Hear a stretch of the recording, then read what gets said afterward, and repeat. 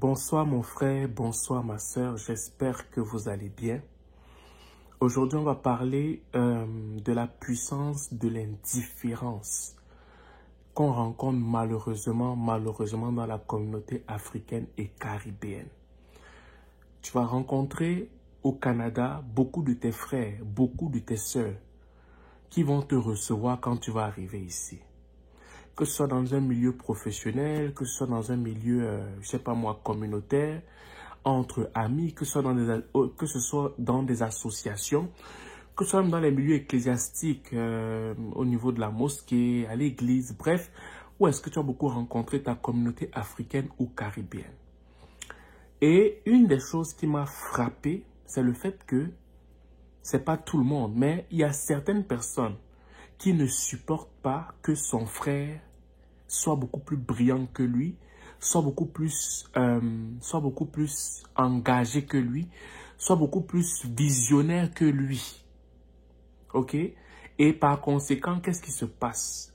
Soit, quand tu viens d'arriver, la personne qui t'a reçu a ce genre de défaut-là, a ce genre de faiblesse, du genre qu'elle voit que tu as vraiment de l'avance sur elle alors que tu viens d'arriver. Par conséquent, qu'est-ce qu'elle va faire? Elle va commencer à avoir une forme d'indifférence à ton égard.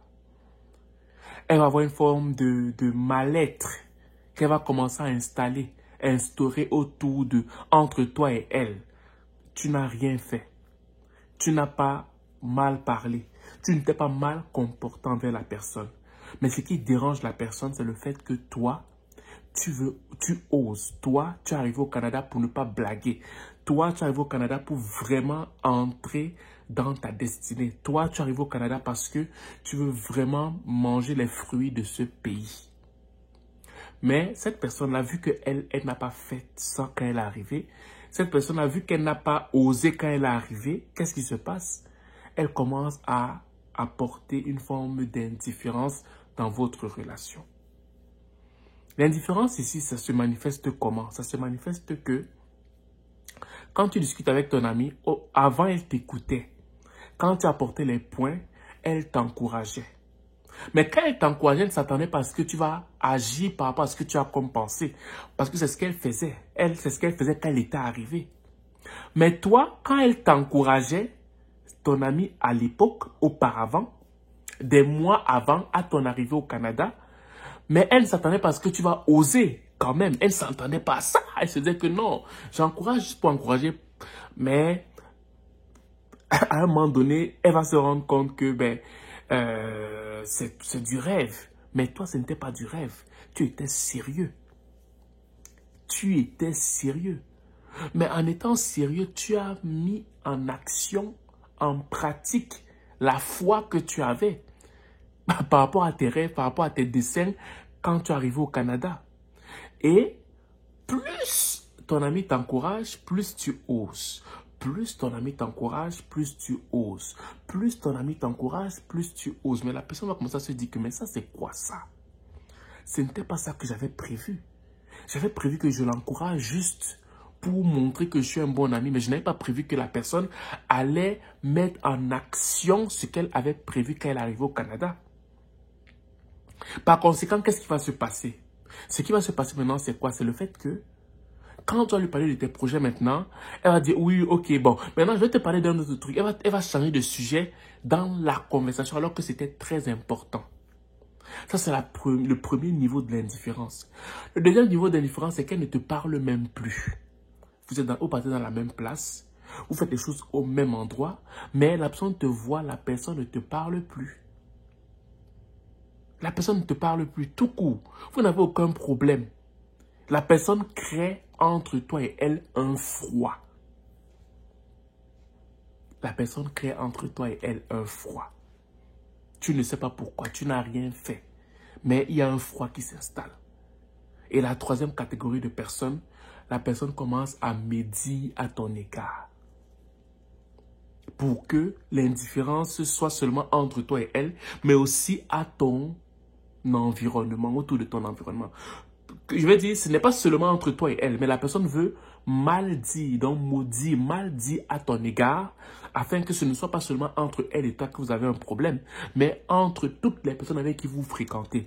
Donc c'est là où tu vas commencer à avoir des fausses accusations, des mauvaises paroles autour de toi, pour qu'on ne puisse pas te considérer partout où tu vas. Voilà. Donc, c'est malheureusement ce que je rencontre beaucoup au Canada, dans ma communauté africaine, dans la communauté caribéenne. Je ne sais pas pourquoi les frères n'aiment pas que les autres réussissent. Je ne sais pas pourquoi. Je ne sais pas qu'est-ce qui se passe. Parce que si on réussit et l'autre qui réussit tient la main de l'autre, qui tient la main de l'autre, mais on va être une communauté forte. On va aller beaucoup plus loin, mais je ne comprends pas pourquoi on s'entretue comme ça. On détruit nos rêves comme ça. Et c'est pour cette raison que je t'ai dit qu'il faut apprendre. Il faut apprendre à naviguer. Toi qui as des rêves, toi qui as des projets, il faut apprendre à naviguer dans un univers, dans un environnement où on ne t'accepte pas. Il faut apprendre à faire la sourde oreille dans un univers, dans un environnement où quelqu'un a eu l'ingéniosité au mal pour salir ton nom, pour détruire ta réputation, afin que tu ne puisses pas avoir les faveurs des autres. Pourquoi? Parce qu'elle est indifférente envers toi, seulement parce qu'elle est intimidée par ton succès, intimidée par ton audace, chose qu'elle n'a pas eu à faire ou qu'il n'a pas eu à faire à son arrivée au Canada. Donc, vraiment, je te prie d'être sage. Quand tu arrives, n'ouvre pas ton cœur à n'importe qui. Parce que ce n'est pas tout le monde qui est bienveillant à ton égard. Et ne confonds pas la politesse à la manipulation. Parce que ici, généralement, les gens sont polis au Canada. Les gens sont polis au Québec. OK? Et à force d'être poli avec toi, gentil avec toi, tu ne connais pas qu'est-ce que la personne a dans son cœur. Et ne pas ouvrir tes bras à quelqu'un qui est gentil. Il faut tester les personnes à qui tu vas donner tes conseils. Il faut tester les personnes envers qui tu vas ouvrir ton cœur. Et je te parle en connaissance de cause. Parce que moi, j'étais l'expert en ouverture de cœur envers monsieur et madame tout le monde. J'ouvrais mon cœur à tout le monde. Et j'ai été vraiment trahi. J'ai été vraiment blessé. J'ai eu de fausses accusations. J'ai eu pas mal de choses. Pourquoi? Parce que j'ouvrais mon cœur. Donc, s'il te plaît, ce n'est pas parce que les gens sont gentils envers toi que tu dois ouvrir ton cœur. Parce que malheureusement, plusieurs personnes embrassent beaucoup le contentement arrivé au Canada parce qu'il suffit que tu aies un bon emploi et tu as une belle base. Tu as une belle stabilité financière. Mais toi, quand tu vas vouloir plus, t'accomplir. Juste t'accomplir. Parce que tu arrives ici parce que le Canada te donne l'opportunité de t'accomplir. Pas forcément sur le plan financier. Même au niveau de le plan professionnel, sur le plan je sais pas moi, de tes rêves. Ce n'est même pas une question d'argent, c'est une question juste d'accomplissement. Ça va générer la jalousie dans le cœur de plusieurs personnes parce que ces personnes-là ont refusé de s'accomplir en fait. Voilà. Donc c'est ce que je voulais te dire aujourd'hui. Se passe une excellente journée ou une excellente soirée dans la paix du Christ. Ciao.